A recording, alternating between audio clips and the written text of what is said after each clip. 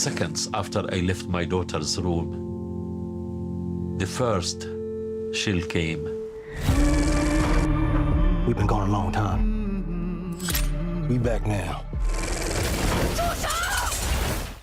Hello and welcome to this week's cinema show on Arts 24, where I'm joined by our film critic Emma Jones. Hi, Emma. Hello. And we're also joined by French-American filmmaker Tal Barda, whose new documentary IshallNotHate is released here in France this week under the title Un médecin pour la paix, or a doctor for peace. Tal, we'll be speaking to you about your film in just a moment. But first, Emma, tell us a bit more about what to expect from this documentary. Yes, indeed, and hello, Tal, as well. This is the story of Palestinian doctor born in Gaza, Izzeldin Abuelaish. Now, he's a 5-time Nobel Peace Prize nominee, and he's now a Canadian citizen as well. He came to worldwide attention in 2009 when 3 of his daughters and his niece were killed because of Israeli fire directed at his home in Gaza. Now, Dr Abuelaish worked at an Israeli hospital, and he described the killing of the girls live on air on Israeli TV very shortly after it had happened. The documentary in English has the same name as his 2011 memoir, IshallNotHate, a Gaza doctor's journey on the road to peace and human dignity. So why don't we take a look at what to expect from the film?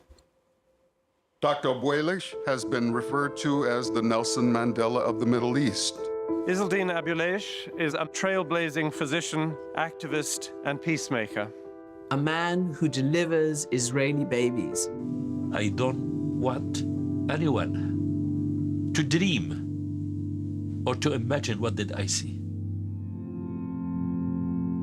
Just seconds after I left my daughter's room, the first shell came.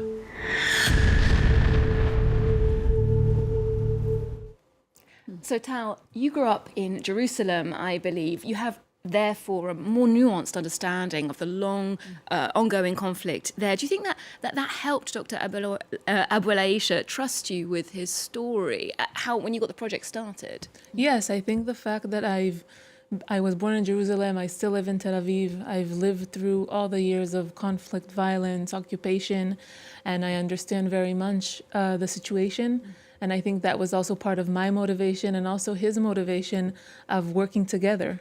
And together with a Palestinian crew, do this film as people that are calling for a different voice from this very beautiful but tortured land.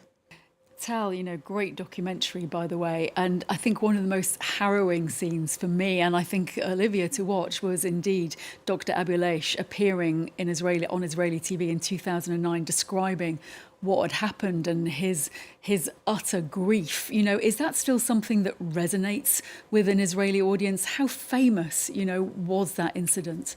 I think it was very famous. Many people saw that also after. It's like a remarkable scene in many people's still heads. I think also the journalist Shlomi Eldar was very courageous to put his position at risk at the TV and really stand out and open the mic, something that I don't think would happen today.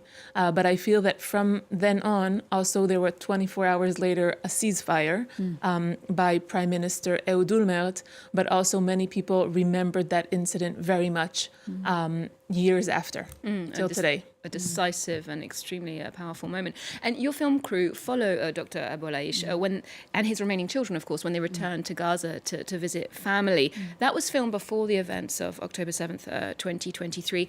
How do you think the current war there has changed the socio-political landscape for people like him and yourself who are looking for a peaceful solution?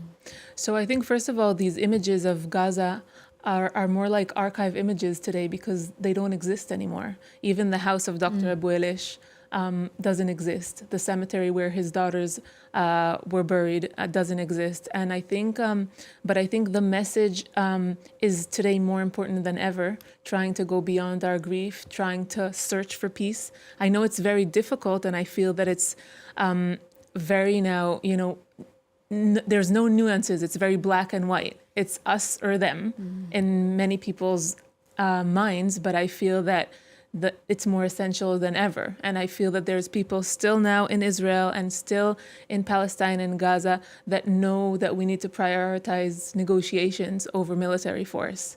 And I think for us, that's what we wanted to shed light on. And even now, when it's more darker than ever, I feel the message is existential for all human beings living on this planet.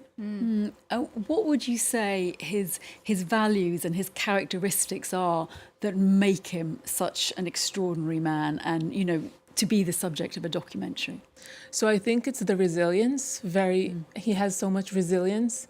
I think he has a lot of, I think, imagination for a positive future. I think somebody has to have imagination and be able to dream and see beyond his grief. And I think that all he wanted was to be seen. And I always talk that I feel that this is the blindness that brought us to this moment where we are at the now.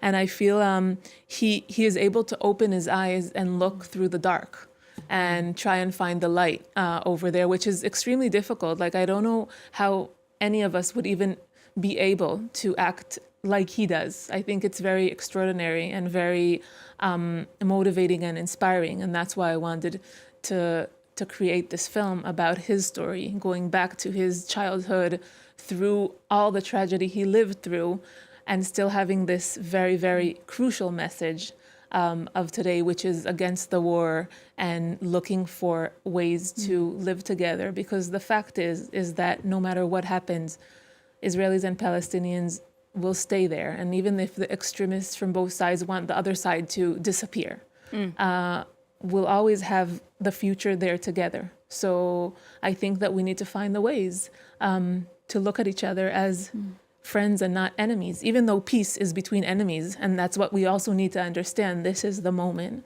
And for me, through the eyes of this doctor, we can maybe be able to imagine, even in these dark days, a different future for all of us living in this place. A truly inspiring figure who, like you say, spreads a larger, more universal and existential message even, and definitely a documentary I'd warmly recommend. Well, moving on to other new releases now. Ryan Coogler's horror blockbuster Sinners is packing movie theatres worldwide. It's already made some $63 million in around 70 countries. This is his fifth feature film and reunites him with the star of Creed, Michael B. Jordan.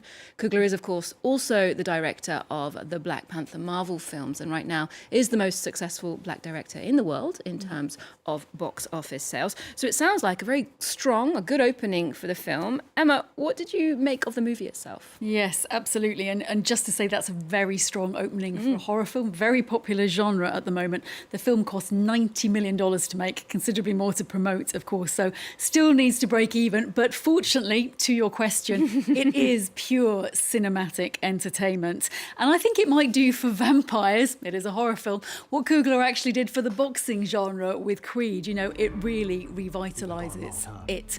Sinners is set in 1930s Mississippi. You know, there's cotton fields, there's the Ku Klux Klan.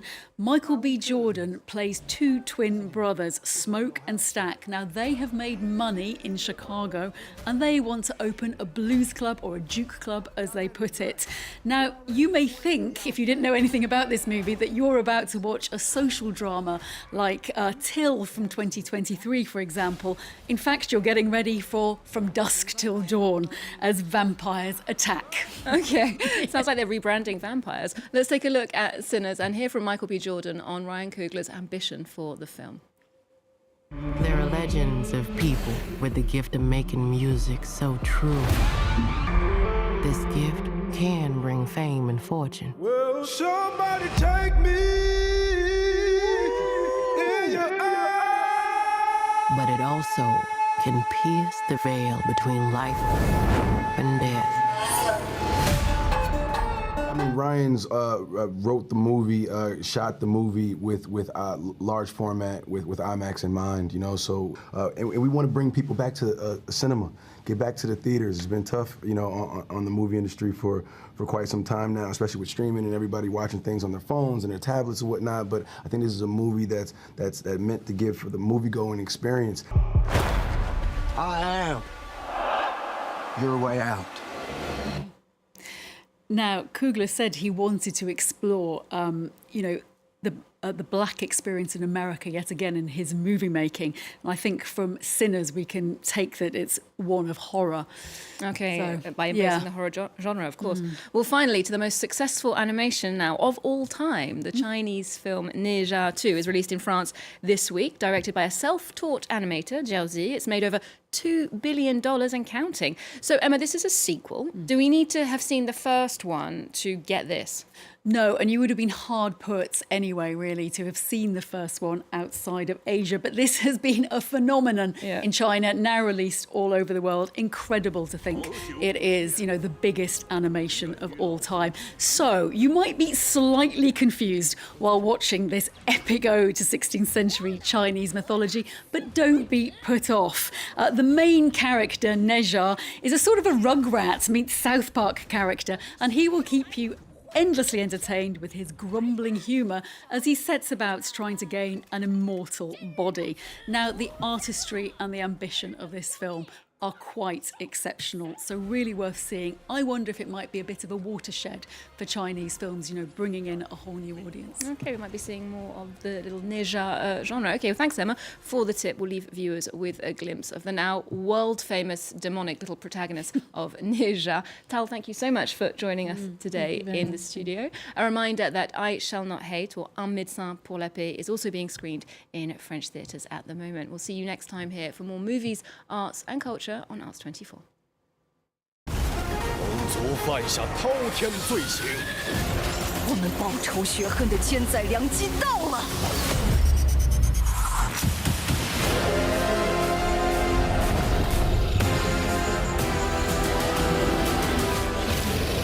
我若出战，就让陈塘关鸡犬不留。住手！